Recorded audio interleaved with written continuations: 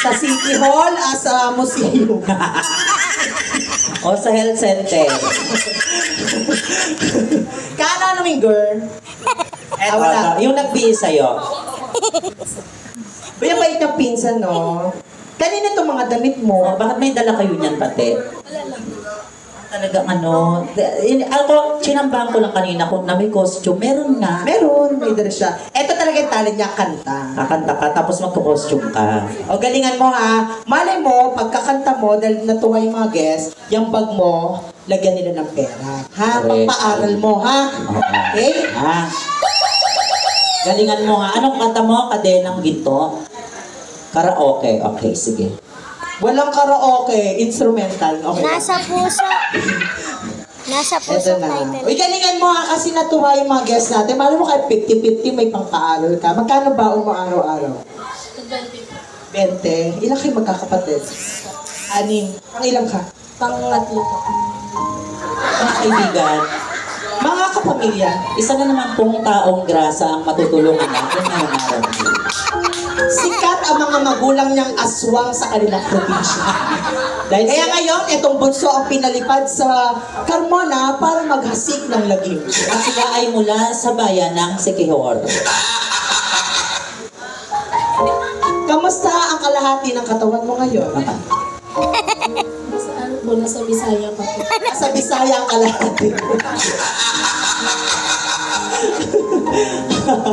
Mga kaibigan.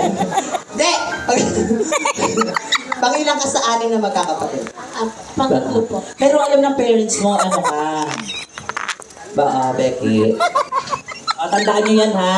Ang lalaki ay para sa babae, ang babae para sa lalaki, ang bakla para sa pamilya. Yan lang, tama.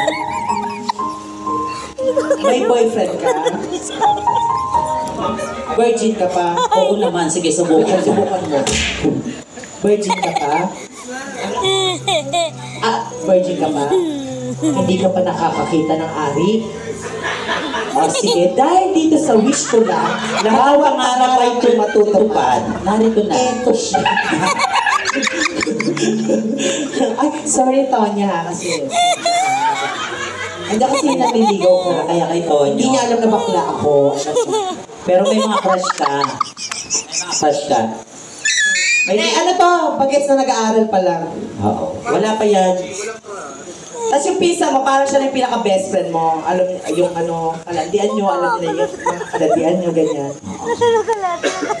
Ano yung suot mo? Long gown o casual lang yan? Kasi maliit sa'yo. Long gown gown. yan. Sige.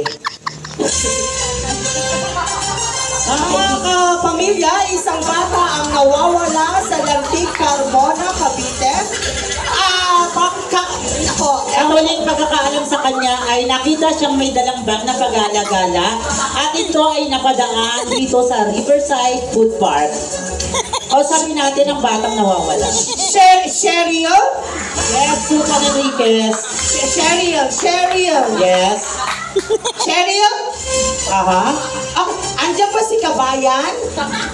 Si Kabayan ay pansamantalang unang nagpaalam sa TV Patrol at ang makakasama na muna natin ngayon ay si Karen Davila.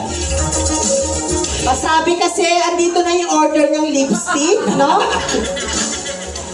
Kaya naman mga kapamilya, makakapanayam po natin ngayong gabi ang batang sikat na manananggal sa lantik. Ang ganda niya, no? Aminin nyo, may ganda to. Tsaka may dimple. Dimple yan o pudpud na yung bagam mo. Ano yan? Bata pa to. Bata pa to. Saan ka ba nag-aaral ng grade 6? Saan? Dito lang. Milagrosa.